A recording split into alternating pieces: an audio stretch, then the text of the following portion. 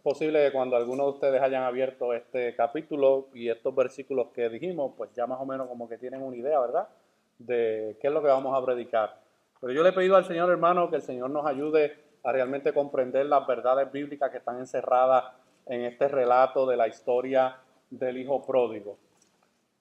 Así que acompáñenme ahí a Lucas capítulo 15, versículos 11 al 32. Y esta parábola es conocido como la parábola del hijo pródigo. Y muchos de ustedes, lo más probable, han escuchado muchas predicaciones relacionadas a este tema de el hijo pródigo. Pero esta enseñanza o esta parábola es mucho más allá que simplemente este hijo rebelándose en contra de su padre. Así que vamos a ver qué la palabra del Señor nos enseña al respecto. Vamos a orar, mis hermanos, para presentar nuestras vidas. Padre, venimos delante de ti nuevamente porque estamos a punto de ser expuestos a tu palabra, Señor.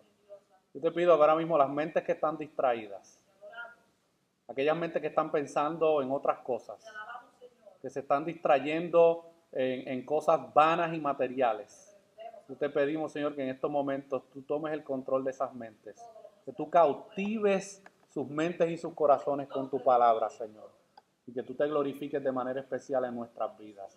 Que tu palabra, Señor, penetre los corazones, que tu Espíritu Santo haga la obra de santificación y la obra de salvación en aquellos que están en este lugar, Señor. Gracias te damos y dame gracias a mi Señor, un siervo inútil, un siervo frágil, que tú me ayudes, Señor. En nombre de Jesús. Amén y amén. Nosotros podíamos tal vez enumerar esta predicación o nombrarle a esta predicación de muchas maneras, pero si usted se fija, el capítulo 15, específicamente este pasaje de Lucas, es un capítulo dedicado a explicar el deseo de Jesús por buscar a los perdidos. Su deseo es salvarlos. En Lucas 19:10, unos 4 capítulos después, en Lucas 19:10, el mismo Jesucristo dice esto: porque el Hijo del Hombre vino a buscar y a salvar lo que se había perdido. Esa es la misión principal de la vida y el ministerio y la obra de Jesucristo aquí en la tierra. Pero este capítulo se divide en 4 tipos de perdidos. Escuche bien, desde el versículo 1 hasta el versículo donde termina la parábola del hijo pródigo, hasta el versículo 32, hay 4 tipos de perdidos que Jesucristo ilustra en este capítulo 15.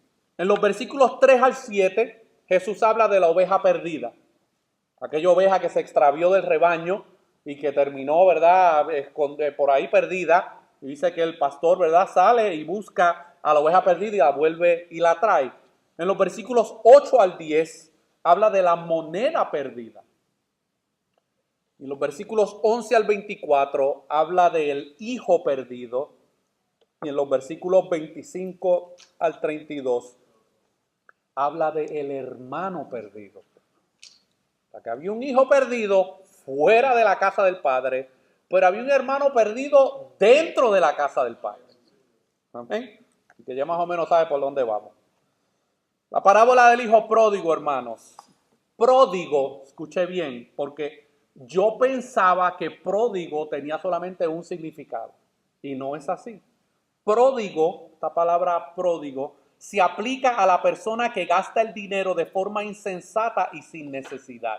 Y cuando las personas, aún las personas en el mundo, oyen hablar de la parábola del hijo pródigo, ya saben la historia de este hijo que se rebeló contra su padre y malgastó todo el dinero de su herencia en los placeres del mundo. Bueno, eso es una definición de lo que significa la palabra pródigo. Pero no es la única. También es un adjetivo que describe a alguien que es muy generoso y da a los demás todo lo que tiene y pone al servicio de los demás todo lo que tiene. También puede ser algo o alguien que produce o da en abundancia una cosa. Cuando nosotros ahora entendemos, hermano, el significado realmente de esta palabra pródigo, no nos limitamos o no nos limitaremos a solamente describir la actitud del hijo rebelde. La parábola es bien sencilla, se trata de un hombre judío que tenía 2 hijos. Vemos entonces un padre amoroso, un hombre de negocios que tenía un capital económico bastante grande, pero era un hombre generoso a pesar de la mucha cantidad de dinero que tenía. Era un padre, mis hermanos, que había servido bien a sus hijos. Esto no era un mal padre que había descuidado a sus hijos. Esto no era un padre irresponsable. Esto no era un padre que abandonó a esos hijos. Esto era un padre que había cuidado bien de sus hijos. Y esta historia, hermano, trata de un hijo mayor religioso y de un hijo menor rebelde. Un hijo mayor religioso y un hijo menor rebelde. Pero vamos a ver un poco el hijo menor. Porque en los versículos 12 al 13, de ahí de Lucas capítulo 15, se nos describe qué fue lo que pasó con este hijo menor. Miren lo que dice ahí, vamos a leerlo desde el versículo 11. Dice, también dijo, un hombre tenía 2 hijos, y el menor de ellos dijo a su padre, dame la parte de los bienes que me corresponde, y les repartió los bienes. No muchos días después, juntándolo todo el hijo menor, se fue lejos a una provincia apartada, y allí desperdició sus bienes, viviendo perdidamente, mis hermanos. Así que aquí vemos, el primer personaje que vemos en esta historia es el hijo rebelde. Este hijo rebelde un día sorprende a su padre y lo ofende con una de las ofensas más grandes que un hijo podía ofender a alguien en tiempos bíblicos, pidiéndole que le diera la parte de los bienes que le correspondía cuando todavía estaba en vida. En tiempos bíblicos, hermano, eso era un acto de menosprecio hacia el padre. En Israel eso era una ofensa muy grave hacia un padre. ¿Por qué? Porque significaba romper la relación paterno-filial. No solamente en el aspecto monetario, de que pues dame la herencia a mí en vida, era el acto de desasociarse, de no tener ningún vínculo terrenal con su padre terrenal. Era una ofensa muy grande, mis hermanos. Ante tal pedido, ante tal deshonra, el padre pudo haber castigado a su hijo menor. Nosotros los padres hispanos hubiésemos reaccionado de otra manera, tal vez, ¿verdad? Aquellos que tenemos un poquito la sangre un poquito más caliente. ¿Qué tú quieres qué? ¡Guaydi! Pudimos haber castigado al hijo menor. La ley judía, mis hermanos, le daba el recurso a los padres para disciplinar a sus hijos si ellos tomaban posturas como la que tomó este hijo. Miren lo que dice Deuteronomio, capítulo 21, 18 al 21, mis hermanos. Aquellos que son hijos, presten atención. Deuteronomio, capítulo 21, versículos 18 al 21. Miren lo que la ley instruía a los padres a hacer para los hijos rebeldes. Deuteronomio 21, versículos 18 al 21. Deuteronomio 21, versículos 18 al 21. Ahora, entienda algo. Aquí no estamos hablando de una relación abusiva, pero había una ley civil dada para cómo manejar, los padres y la sociedad tenían que manejar los hijos rebeldes. Y no estoy hablando de un acto simple de desobediencia, estoy hablando de rebeldía contumaz. Rebeldía, hermano, donde no respeta ningún tipo de autoridad, ni moral, ni civil. Miren lo que instituía la ley de Dios. Deuteronomio 21, 18 al 21.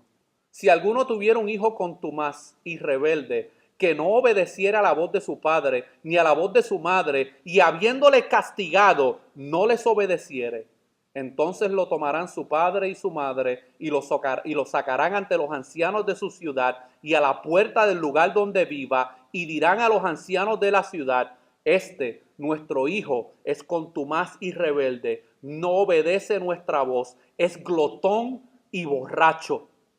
Entonces todos los hombres de la ciudad lo apedrearán y morirá. Así quitarás el mal del medio de ti, y todo Israel oirá y temerá. Ay, ay, ay. Démosle gracias a Dios, hermano, que no estamos en esa época de gobierno civil, lo que se conoce como una teocracia, ¿verdad? Que era lo que el pueblo de Israel estaba experimentando en esos momentos, porque ninguno aquí estuviéramos vivos. Ninguno. El padre, hermano, el padre podía llevarlo a los ancianos para que lo disciplinaran fuertemente. Esto no solamente insulta, este hijo rebelde no solamente insulta a su padre deseándole la muerte, porque eso era lo que estaba deseándole cuando decidió pedirle su herencia en vida, sino que le da la espalda y lo abandona a él y a toda su familia. El hijo menor entonces, como vimos, se va a una provincia apartada, se va a lo que se podría conocer hoy como una de las ciudades principales del área. Un Las Vegas, Nueva York, Baltimore, Los Ángeles, Miami. Se va a una ciudad a desperdiciar toda su vida y el dinero y su juventud, mis hermanos.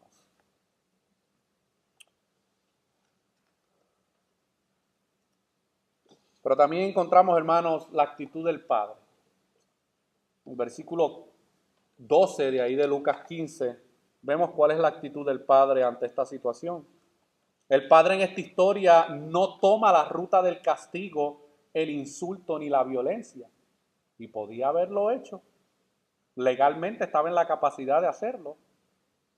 El padre repartió los bienes. Escuche, literalmente lo que el padre hizo fue poner la herencia que le tocaba al hijo en efectivo. ¿Por qué? Porque si habían propiedades, habían terrenos, habían campos, él no podía deshacerse de esos campos. Así que él tuvo que haber hecho algún tipo de tasación de sus propiedades y saber cuánto de ese dinero le tocaba al hijo para poderle dar al hijo en efectivo lo que el hijo le estaba pidiendo. Según la ley, el hijo mayor le tocaba 2 partes más que a cualquier otro hijo. Así que no solamente esto era un acto en contra de su padre, sino que también era un atentado en contra del hijo hermano mayor que todavía estaba vivo. Porque parte del efectivo que le iba a dar el padre al hijo le pertenecía también al hijo mayor por ley, por herencia. Pero vemos nuevamente, hermano, el hijo menor, ¿qué fue lo que hizo? Ahí en Lucas 15, 14 al 16. Luego de haber gastado todo el dinero y no tener en dónde vivir, cayó en lo más bajo. Miren lo que dice los versículos 14 al 16 de ahí de Lucas, capítulo 15. ¿A dónde cayó este hijo menor en su acto de rebeldía? Y cuando todo lo hubo malgastado, vino una gran hambre en aquella provincia y comenzó a faltarle. Porque déjeme decirle algo, la plata se acaba. Se acaba. Y usted dirá, yo tengo ese cochinito lleno de dólares. Deja que empiece una apretura bien grande financieramente, que poco a poco ese cochinito se va a ir vaciando. Bueno, pues ese día llegó y comenzó a faltarle. Mire lo que dice el versículo 15. Y fue y se arrimó a uno de los ciudadanos de aquella tierra, el cual le envió a su hacienda para que apacentase cerdos. De ser un joven rico, disfrutando de los placeres de la vida y a lo mejor comiendo en los mejores sitios habidos y por haber, ahora terminó, hermano, pidiendo trabajo, y el trabajo que le dieron era que cuidara cerdos. Versículo 16. Y deseaba llenar su vientre de las algarrobas que comían los cerdos, pero nadie le daba. ¿A dónde cayó este joven? Trataron mejor a los cerdos que a este joven rebelde, mis hermanos. Luego de haber gastado todo el dinero y no tener en dónde vivir, este joven rebelde cae en lo más bajo. Encuentra como refugio un hato de cerdos, un corral de cerdos. Y los cerdos en aquella época eran considerados inmundos. ¿Usted sabe lo que es para un joven criado en la ley de Dios, criado en el conocimiento de la palabra de Dios, sabiendo que los cerdos eran considerados animales inmundos y que los judíos no los tocaban ni tan siquiera se acercaban a ellos, ahora termina viviendo con ellos? ¿Usted sabe la vergüenza que este joven debía haber sentido? ¿Hasta dónde puede llevar la rebeldía de una persona, mis hermanos? Y escuche bien, el pecado lleva siempre a los hombres a vivir como los animales. Siempre. Y muchos de nosotros ahora estamos bien vestiditos y con corbata y camisa, pero muchos de nosotros vivíamos, hermano, en el pecado como animales, para satisfacer todo lo que nuestra naturaleza carnal pedía. O sea que cuando leemos esta historia del hijo pródigo, no nos olvidemos que también nosotros nos encontrábamos en esta misma situación. Amén. Ahí en Lucas 15, 17 al 19, vemos entonces qué fue lo que sucedió con el hijo menor. Porque esta historia es como se está desarrollando y como que cada vez como que empeora. Bueno, hermano, aquí en los versículos 17 al 19 nos revela qué fue lo que pasó con este joven en un momento dado. Miren lo que dice el versículo 17 en adelante. Y volviendo en sí, dijo, ¿cuántos jornaleros en casa de mi padre tienen abundancia de pan? ¿Usted sabe lo que es un jornalero? Es un siervo que trabajaba en la casa de su padre. Un empleado doméstico, si se puede decir así. Y él está acordándose, ¿cuántos de los que trabajan con mi papá tienen pan y comida para beber? Y yo estoy aquí mendigando comida de cerdos. Versículo 17. Y volviendo en sí dijo, ¿cuántos jornaleros en casa de mi padre tienen abundancia de pan? Y yo aquí perezco de hambre. Me levantaré e iré a mi padre y le diré, Padre, he pecado contra el cielo y contra ti. Yo no soy digno de ser llamado tu hijo. Hazme como uno de tus jornaleros, hermanos. Así que en medio de esta oscuridad de pecado en la cual se encuentra este joven, sucede algo. Él vuelve en sí. Hay otras versiones que dice cayó en sí y decide regresar a la casa del Padre. Pero yo tengo que explicarle a usted, porque yo creo que es importante que nosotros sepamos a qué se refiere caer en sí. Porque puede haber mucha confusión y nosotros enseñamos, hermano, claramente que el hombre en su pecado es incapaz de reconocer el rumbo por donde va, a menos que suceda algo. Evidentemente, hermano, nuestro pecado nubla nuestro entendimiento y no es hasta que hay una operación del Espíritu Santo en nuestras vidas que nos quita la venda de nuestros ojos. No podemos ver lo que somos, lo que hacemos y lo que necesitamos. Aunque este pasaje bíblico, hermano, no presenta de una manera tal vez muy clara el que el Espíritu Santo obró en la vida de este joven, pero algo sucedió en la vida de este joven para que él saliera del estado mental en que se encontraba. Pablo confirma esta realidad en 1 Corintios capítulo 2 versículo 14 que revela la condición en la que se encontraba este joven. Miren lo que dice 1 Corintios 2:14. Se lo voy a leer en la Biblia, en la versión Biblia Jubileo del año 2000, que me gusta cómo describe lo que yo había mencionado anteriormente. Habíamos dicho que el pecado, hermano, pone a los hombres a vivir como animales. Miren lo que dice 1 Corintios 2:14 en la versión Biblia Jubileo. Dice, pero el hombre animal no percibe las cosas que son del Espíritu de Dios, porque le son locura y no las puede entender porque se han de discernir espiritualmente.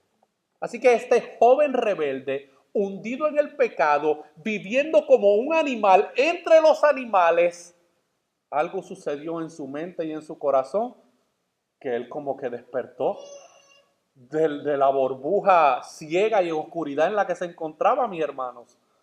Eso fue lo que sucedió con el hijo menor. Al caer a lo más bajo que podía caer, cayó en sí, se le permitió ver su condición, lo que había hecho y estaba seguro que podía regresar a su casa, aunque sea como un siervo jornalero. El tiempo de rebeldía se le acabó.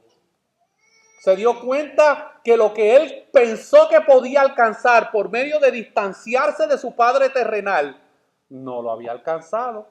Y que el dinero no le sirvió para lograr las metas que él pensaba que iba a lograr, mis hermanos.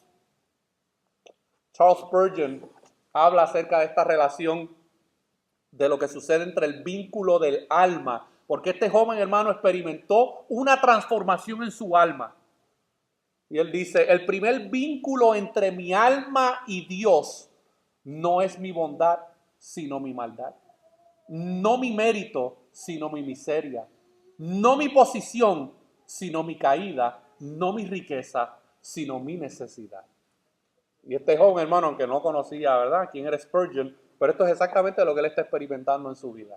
Él se dio cuenta que hay un vínculo entre el Padre y el Hijo que nada ni nadie puede satisfacer.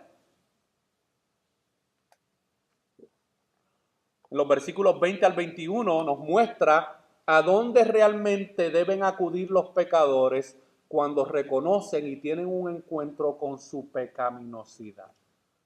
Miren lo que dice los versículos 20 y 21.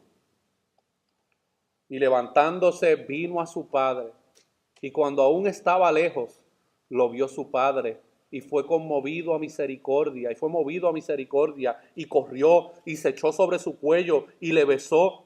Y el hijo le dijo: Padre, he pecado contra el cielo y contra ti, y ya no soy digno de ser llamado tu hijo.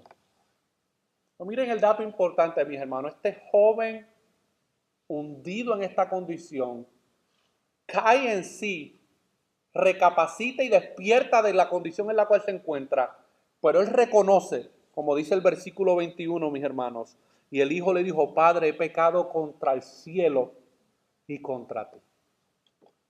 Este joven reconoció que su primera ofensa fue contra el Padre Celestial. Su primera ofensa fue contra el Creador de todas las cosas. Y luego ofende obviamente a su padre por la postura y por la decisión que él tomó, mis hermanos. Todos los problemas del hombre siempre comienzan verticalmente. Todos los problemas del ser humano son verticales. Es un problema entre el hombre y Dios. Y ese problema tiene que ser resuelto para que entonces puedan ser resueltos horizontalmente en nuestra relación con los demás seres humanos, mis hermanos. Y miren, quiero compartirle un extracto de una predicación que Charles Spurgeon predicó acerca de este tema, específicamente acerca de lo que le sucedió a este joven, cómo él cayó en sí y se levantó y se dirige hacia su padre. Miren lo que él dice. El título de esta predicación era: aquí nos encontramos con un alma que entra en contacto real con su Dios. Dice: de nada le habría servido que se hubiera levantado, pero no hubiera venido a su padre. Porque él pudo haber caído en sí, pero haber seguido otro rumbo, ¿verdad? No haber regresado a donde el Padre. Dice: esto es lo que el pecador debe siempre hacer y lo que el Espíritu le permite hacer, es decir, venir directamente a su Dios. Esa es la verdadera obra del Espíritu Santo cuando el Evangelio es predicado, llevar a los pecadores directamente al Dios verdadero. Dice: pero hay muy comúnmente cuando los hombres comienzan a estar ansiosos, dan vueltas por todos lados y se apresuran a ver un amigo para hablarles respecto a su necesidad, o inclusive recurren a un sacerdote mentiroso y le piden ayuda. Acuden presurosos a un santo o a una virgen y les piden que sean sus mediadores, en vez de aceptar al único mediador, Jesucristo, e ir de inmediato a Dios por medio de Él. Eso no es lo que sucede con la mayoría de las personas hoy en día. Cuando a lo mejor llegan a un momento donde reconocen que sus vidas son un desastre, pero en vez de recurrir a Dios directamente, buscan cualquier otra vía, cualquier otra persona, y están ansiosos. Y continúa diciendo Spurgeon que los hombres, cuando se encuentran en esta condición, dice: se apresuran a formas externas y ceremonias. Otros acuden a sus Biblias. Cuando los pecadores tienen cargo de conciencia, mis hermanos, y saben que la han dañado muy mal. No sé si usted ha tenido la oportunidad de ir a los hoteles, que en la mayoría de los hoteles, cuando usted abre una de las primeras gavetas, usted va a encontrar una Biblia del Nuevo Testamento de los Gedeones. Muchos hoteles ya no lo hacen, pero muchos todavía lo hacen. Y hay pecadores, después que estaban en el hotel haciendo y deshaciendo, se recuerdan de que hay un Dios creador sobre todas las cosas, y van y en su desesperación buscan el Nuevo Testamento y comienzan a leerlo, tratando de buscar alguna esperanza para sus vidas, pero siguen sin recurrir a Dios. Se apresuran a formas externas y ceremonias, o acuden a sus Biblias, a sus oraciones o a sus rezos, a sus arrepentimientos, a oír sermones.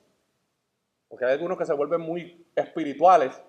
Dicen, mi pecado me carga tanto que yo necesito escuchar a alguien que esté predicando la palabra de Dios.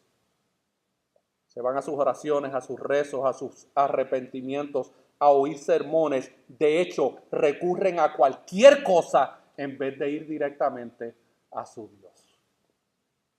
Y lo más probable, muchos de nosotros nos encontramos, como Charles Spurgeon describe aquí, cuando estábamos hundidos en nuestro pecado, viviendo como este hijo pródigo, comiendo las algarrobas de la carne y del mundo.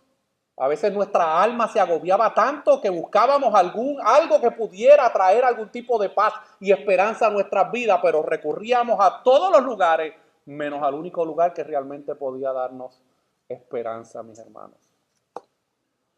En los versículos 22 al 24 vemos la actitud del padre hacia el hijo menor. ¿Qué fue lo que hizo el padre? Bueno, número uno, lo vio de lejos.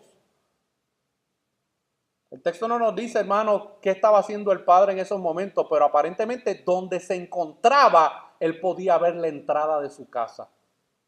A lo mejor ese padre pasaba días ahí sentado, esperando el regreso de su hijo. Dice el texto también que se conmovió. Esto no fue como que, mira, por ahí viene Jaimito, ay, qué bueno. No, se conmovió, mis hermanos. Su corazón fue conmovido. Pero no solamente eso, dice que corrió y se echó sobre su cuello y le besó.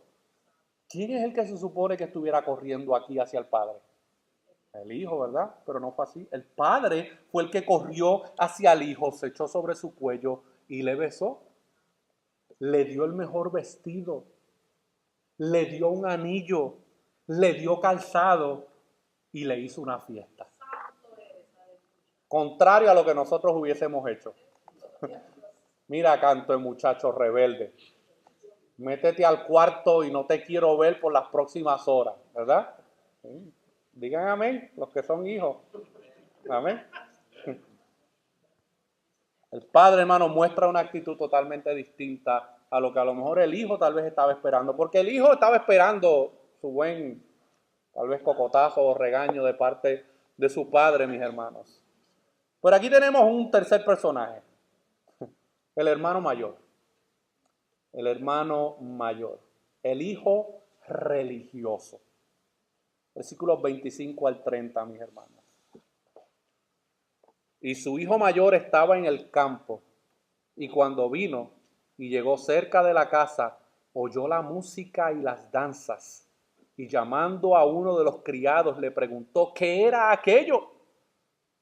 Él le dijo, tu hermano ha venido y tu padre ha hecho matar el becerro gordo por haberle recibido bueno y sano. Entonces se enojó y no quería entrar. Salió por tanto su padre y le rogaba, entonces se enojó y no quería entrar, salió por tanto su padre y le rogaba que entrase, mas él respondiendo dijo al padre, he aquí, tantos años te sirvo, no habiéndote desobedecido jamás, y nunca me has dado ni un cabrito para gozarme con mis amigos.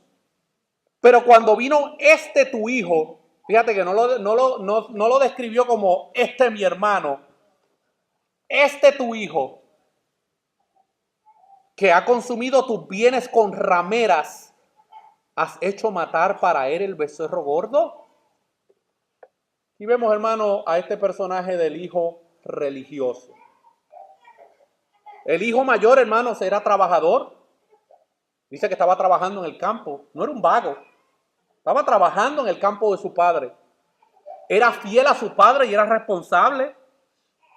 Nunca había desobedecido a su padre. Su padre a lo mejor podía dar un tipo de testimonio público de la fidelidad y el servicio de este hijo. Pero este hermano, al saber que su hermano regresó, no se alegró, se indignó y criticó la postura asumida por su padre. Porque ¿qué era lo que esperaba el hijo mayor? Manda a este irresponsable a que se vaya. Él quiere trabajar con los jornaleros. Pues mándalo a que trabaje con los jornaleros para que entonces allí pague sus deudas y sus pecados y su rebelión. Lo juzga y lo condena y comienza a sacarle en cara a su padre todas las cosas que él ha hecho. La religiosidad, por lo general, descansa sobre las buenas obras. El corazón religioso es muy hábil en justificarse por las cosas buenas que hace. Su actitud denotó las verdaderas motivaciones que había en su corazón. La verdadera razón por la que permaneció al lado del Padre se vieron expuestas en esta respuesta que él le dio a su padre cuando se enteró del regreso de su hijo menor. Servía a su padre porque estaba interesado en lo que el padre le podía dar, no servía al padre por amor. Eso describe el corazón religioso, mis hermanos. Usted puede estar por seguro que en un contexto de esta comunidad de fe y de todas las comunidades de fe que tenemos a nuestro alrededor, hay personas que tienen este mismo corazón religioso. Sirven a Dios por lo que le puedan sacar a Dios. Sirven a Dios porque están esperando algo de parte de Dios. No le sirven porque realmente hay amor hacia el Padre. Pero vemos en los versículos 31 al 32, la actitud del padre hacia el hermano mayor. ¿Cuál fue la actitud del padre hacia el hermano mayor, mis hermanos? Versículos 31 y 32. Él entonces le dijo: hijo, tú siempre estás conmigo y todas mis cosas son tuyas. Mas era necesario hacer fiesta y regocijarnos porque tu hermano era muerto, ha revivido, se había perdido y es hallado, mis hermanos. Así que el padre le hace una petición a su hermano mayor y lo invita a recibir con alegría a su hermano mayor. Pero lamentablemente, hermano, el corazón religioso se ciega por su religiosidad y no se alegra de la salvación que Dios opera en aquellos que se encontraban perdidos de la misma condición que un día ese religioso se encontraba perdido. Gracias a Dios por salvarme a mí, pero a todos estos que están a su alrededor, mándalos directitos, tú sabes a dónde.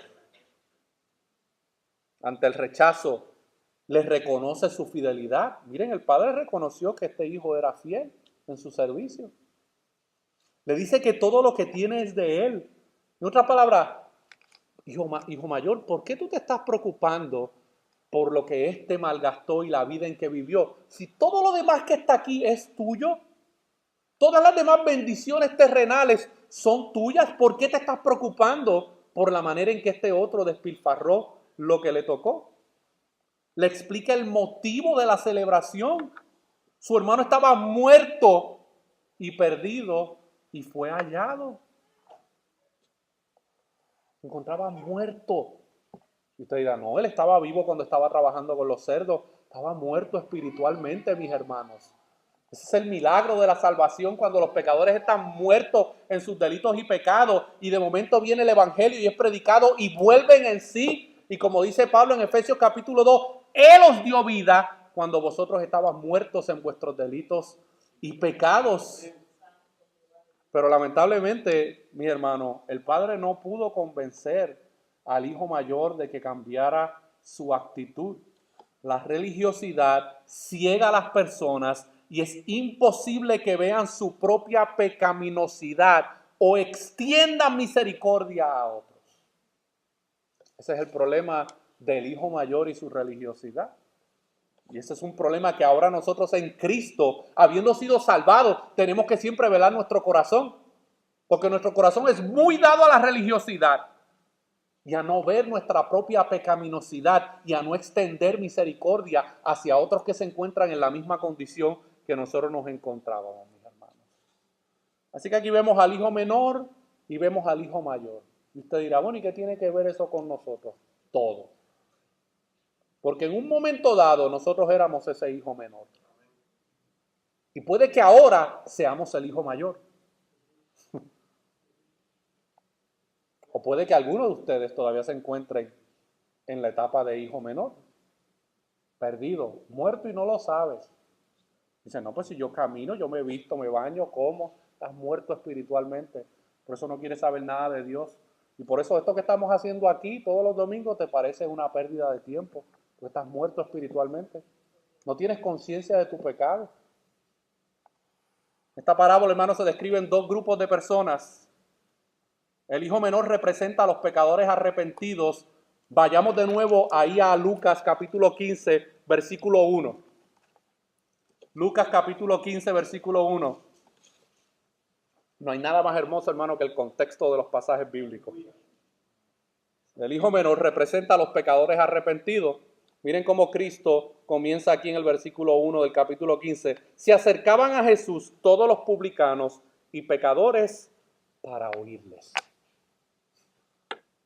Un pecador como Mateo, un pecador como Zaqueo, un pecador como la mujer adúltera, totalmente cargados y cansados y arrepentidos de su pecado, se acercan para escuchar a Jesús, porque reconocen que necesitaban un Salvador en sus vidas. Sin embargo, el hermano mayor describe a los fariseos y escribas que murmuran. Miren lo que dice el versículo 2. Y los fariseos y los escribas murmuraban diciendo, a los pecadores recibe. Ay, ¿a quién va a recibir? Si él vino específicamente a salvar a los que se habían perdido. Lo que los fariseos no sabían o no se habían dado cuenta es que ellos estaban incluidos en ese número de los perdidos que él vino a salvar. A los pecadores recibe y con ellos come. Aquellos, como los llama un comentarista refiriéndose a el hermano mayor descrito por la religiosidad, son los que obedecen a Dios para conseguir cosas. No le obedecen para conseguir a Dios mismo con el fin de parecerse a Él, amarle, conocerle y disfrutar más de Él. No. Eso no es lo que busca el corazón religioso, mis hermanos. El corazón religioso no quiere realmente tener una verdadera comunión con el Padre y con el Hijo. Está interesado solamente en los beneficios que pueda recibir del Padre o del Hijo. Y de esos dos grupos hay muchos y posiblemente hayan algunos aquí en esta tarde. Pecadores que Dios nos encontró como el hermano menor, pero también están los orgullosos, soberbios, arrogantes y criticones como el hermano mayor, que servimos a Dios por lo que nos da, no por quien Él es. Dígame. Dígame o diga ouch. Pero esa es la realidad. Es por eso, mis hermanos, que esta parábola, gracias a Dios, nos lleva a otro hijo. Porque estos dos ejemplos del hijo perdido y del hijo mayor como que no nos dan mucha esperanza. Bueno, gracias a Dios, hermanos, esta parábola en sí, lo que Jesús quería enseñarle a los fariseos y a los religiosos es que hay un verdadero hijo mayor y mucho más importante que los dos hijos que se encuentran en esta historia, y ese es el hijo del Padre Celestial. Esta parábola principalmente no se trata de los dos hijos. Los dos hijos son personajes secundarios en este relato, sino que nos apunta al hijo que está narrando esta parábola. Él es el verdadero hijo importante en esta historia. Él es el que está relatando esta parábola, hermanos. Se trata del hijo enviado por el Padre amoroso para tomar nuestro lugar, para tomar nuestra rebeldía y también para tomar nuestra religiosidad. Porque créame que en la cruz Cristo no solamente estaba muriendo por los pecadores inmundos, sino que estaba también muriendo por los pecadores religiosos. Se trata del hijo que el Padre sacrificó como un cordero sin mancha. ¿Qué fue lo que hizo el Padre ante la llegada del hijo rebelde? Sacrificó un becerro, ¿verdad? Para hacer una fiesta. El Padre, hermano, sacrificó a su hijo como un cordero sin mancha para la redención y perdón de nuestros pecados.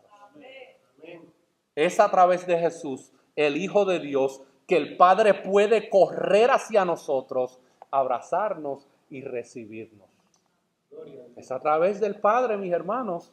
Fue el Padre el que corrió hacia nuestras vidas, porque nosotros no lo andábamos buscando, no andábamos tratando de tener una comunión con Él.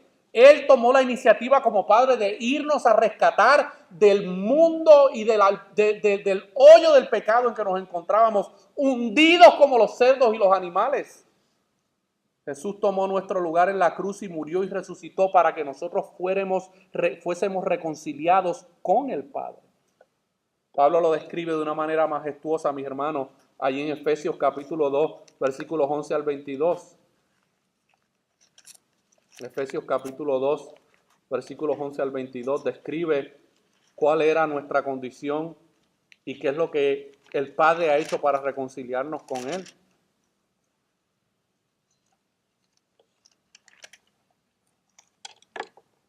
Los versículos 1 al 10 habla de todos estos pecados en los cuales antes estos creyentes en Efesios estaban hundidos. Pero en el versículo 11 dice, por tanto, acordaos de que en otro tiempo vosotros, los gentiles, en cuanto a la carne, erais llamados sin circuncisión, por la circuncisión hecha con mano en la carne. En aquel tiempo, ¿en qué tiempo? Donde estábamos hundidos en nuestro pecado, viviendo para los placeres del mundo, esclavos del pecado. En aquel tiempo estabais sin Cristo, alejados de la ciudadanía de Israel y ajenos a los pactos de la promesa, sin esperanza y sin Dios en el mundo. Así nos encontrábamos antes de estar en Cristo, sin esperanza en el mundo, mis hermanos. Pero ahora, en Cristo Jesús, vosotros que en otro tiempo estabas lejos, habéis sido hechos cercanos por la sangre de Cristo. Porque Él es nuestra paz, que de ambos pueblos hizo uno, derribando la pared intermedia de separación, aboliendo en su carne las enemistades de la ley de los mandamientos expresados en ordenanza. En otras palabras, la ley nos declaraba culpables. Y Cristo en la cruz, hermanos, llevó esa culpa que la ley nos acusaba, Él la llevó en la cruz. ¿Para qué? Para crear en sí mismo de los dos un solo y nuevo hombre, haciendo la paz, y mediante la cruz reconciliar con Dios a ambos en un solo cuerpo, matando en ella las enemistades. Por eso era que Pablo podía decir, ¿y quién me separará a mí del amor de Cristo? No hay. Los enemigos míos fueron ya derrotados en la cruz. No hay quien me acuse, no hay quien acuse a los escogidos. Hemos sido justificados, declarados inocentes. Porque por medio de Él, los unos y los otros, tenemos entrada por un mismo espíritu al Padre. Así que ya no sois extranjeros ni advenedizos, sino conciudadanos de los santos y miembros de la familia de Dios.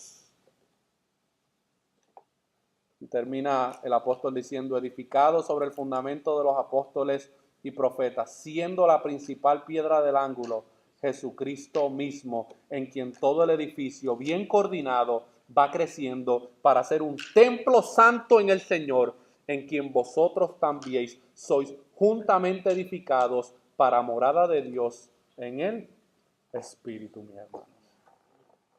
Así que ya para ir concluyendo,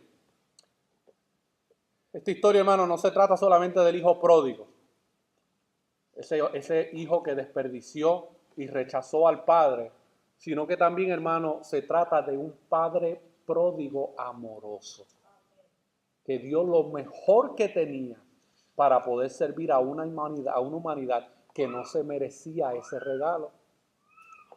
La parábola del hijo pródigo nos apunta al padre. La figura principal de la parábola no es el hijo menor rebelde ni el hijo mayor religioso, sino el padre amoroso. Él es el verdadero protagonista de esta historia de la parábola, mis hermanos. Uno que a pesar de las acciones del hijo menor hacia el padre, ¿qué fue lo que hizo? Lo vio de lejos, se conmovió, corrió, se echó sobre su cuello y le besó, le dio el mejor vestido, le dio un anillo, le dio calzado y le hizo una fiesta. Al igual con nosotros que nos rebelamos y que somos religiosos muchas veces, Dios el Padre tomó la iniciativa en cuanto a nuestra salvación y para ello entregó por sus hijos lo mejor que tenía, a su propio hijo unigénito. Ese es el verdadero, hermano, regalo de la Navidad. No son los regalitos que nosotros ponemos ahí debajo del arbolito, aquellos, ¿verdad?, que ponen arbolito en su casa. Ese no es el verdadero regalo de la Navidad. Hay gente que pone el pesebre bien bonito, ay, niñito Jesús, pero ahí se queda, es el niñito Jesús, no trasciende de ahí. Ellos no ven a ese Jesús que está ahí encarnándose, Dios encarnado como el sustituto por sus pecados. No lo ven de esa manera, mis hermanos. Por eso es que Pablo en Romanos 8:32 dice, el que no escatimó a su propio Hijo, sino que lo entregó por todos nosotros, ¿cómo no habrá de darnos generosamente junto con Él todas las cosas? Eso es lo que ha hecho el Padre con nosotros, mis hermanos. Nos ha dado todas las cosas por medio de Jesucristo. En Cristo, el Padre nos dio a quien verdaderamente necesitábamos, a un auténtico hermano mayor. Gracias a Dios que tenemos a nuestro hermano mayor, hermano, que es Jesucristo. Uno que estuvo dispuesto a sufrir en la cruz en lugar nuestro para que nosotros ahora podamos, por la fe en Él, ser perdonados y reconciliados por su gracia. Ese es el mensaje del Evangelio. La gracia de Dios extendida por medio de la persona de Jesucristo para tu vida. Todos los que estamos aquí hoy podemos celebrar, incluso si no tenemos hijos o si no tuvimos tal vez a nuestro Padre terrenal, podemos celebrar la realidad de que tenemos a un hermano mayor que es Jesucristo y tenemos a un Padre celestial que nos ha amado. Lo podemos celebrar sí y si solo sí respondemos al Padre, aquel que dio generosamente lo más valioso que tenía. ¿Cómo? En arrepentimiento y fe, si hemos vivido de espaldas a Él. Esa es la invitación que el Evangelio hace a tu vida. Pero esa invitación es un mandato a que los pecadores se arrepientan y crean en el Evangelio. Eso no es una sugerencia. Muchos, y es posible que algunos aquí lo estén tomando como una sugerencia. El llamado al Evangelio no es una sugerencia. Es un mandato a que te arrepientas de tus pecados y creas en el Hijo de Dios. Si hoy el Señor, a través de su Espíritu Santo, te permite caer en sí, porque a lo mejor tú ni cuenta te dabas que te encuentras o te encontrabas en esta misma condición que se encontraba el Hijo pródigo. Si el Señor, a través de su Espíritu, te permite caer en sí hoy y ver tu condición hoy, responde hoy. Hoy es el día aceptable. Hoy es el día de salvación. Pecador, si quieres ser salvo, tú también has de descender de tus lugares altos y reconocer tu iniquidad.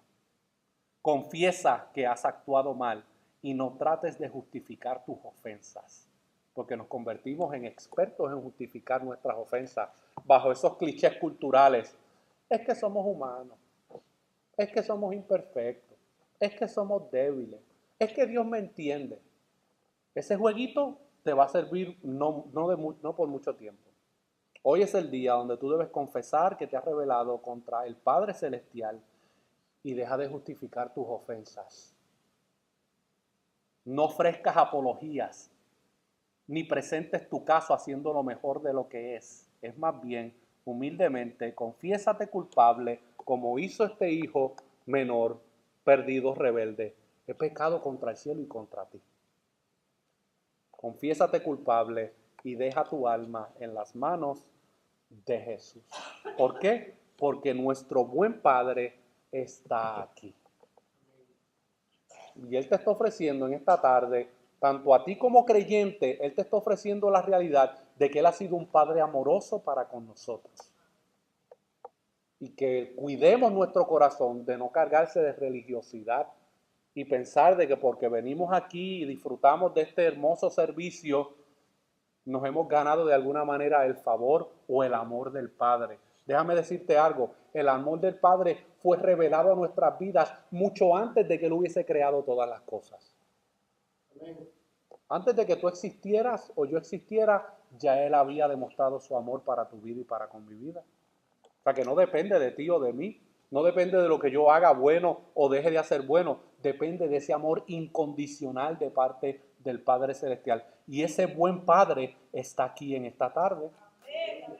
Y si tú eres creyente en Cristo y tú estabas como este hombre perdido y caíste en sí por medio de la obra del Espíritu Santo y has sido salvado, agradece la herencia que estás recibiendo y que recibirás por medio del Padre. Pero si tú te encuentras como el hijo menor rebelde, creyendo que distanciado del Padre vas a poder vivir una vida satisfactoria y feliz, esto es una tarde donde el Señor te invita a que caigas en sí y que confieses tu maldad y tu pecado delante de Él, y Él está dispuesto a recibirte y a reconciliarte con Él por medio de Cristo. Así que yo quiero que usted incline su rostro. Yo quiero que usted escuche este hermoso canto, mis hermanos, antes de hacer la oración final. Porque en esta tarde, si yo le puedo dejar con algo de todo lo que hemos dicho, es que el Dios creador de todas las cosas es un Padre amoroso. Y a lo mejor aquí en la tierra, nuestro Padre terrenal o nuestros padres terrenales, a lo mejor no son el mejor ejemplo. O a lo mejor no nos han demostrado ese amor sincero. Pero el Padre celestial que nos ha salvado, sí es un Padre bueno. Meditemos, mis hermanos, lo que escuchamos este hermoso canto.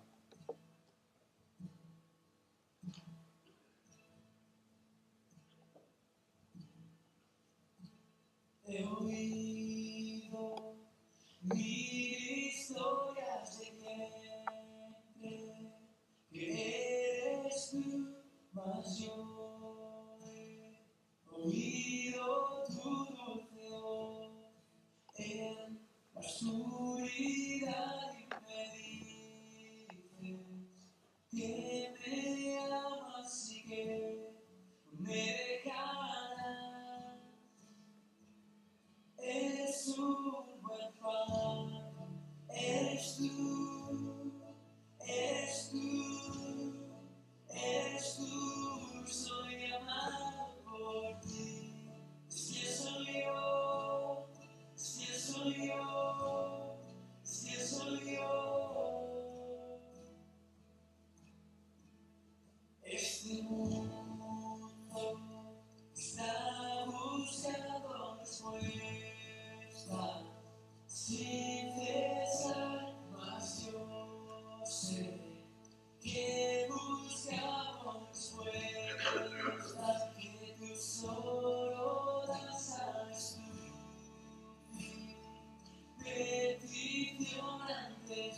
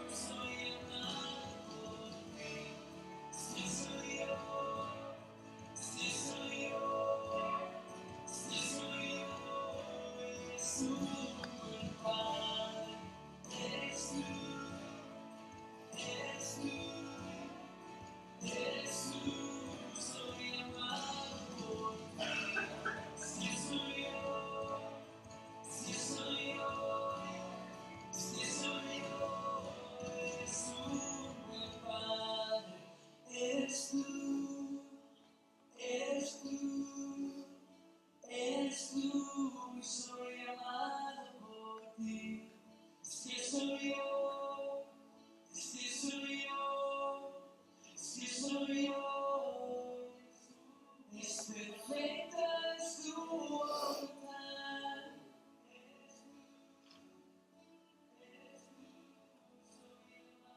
Es perfecta, es tu voluntad.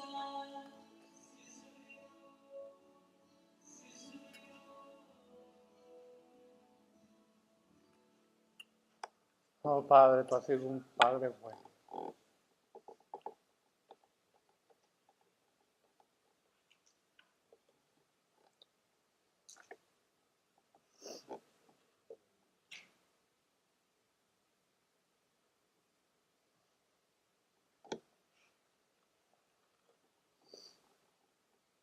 Gracias por todo.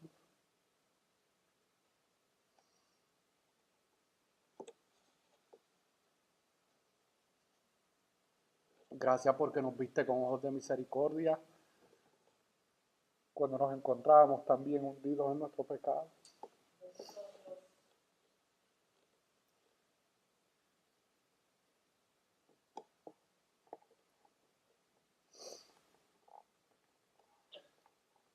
Y proclamamos este mensaje de salvación sabiendo que hay corazones endurecidos que resistirán tu palabra. Pero también sabemos que tu Espíritu Santo obra en los corazones y despierta y da vida a los que se encuentran muertos, Señor. Que tú manifiestes tu amor como buen Padre en esta tarde para que los hombres puedan ser reconciliados contigo. Y que tú nos ayudes, Señor, a que nuestros corazones no se llenen de religiosidad y que realmente vivamos agradecidos por la grande herencia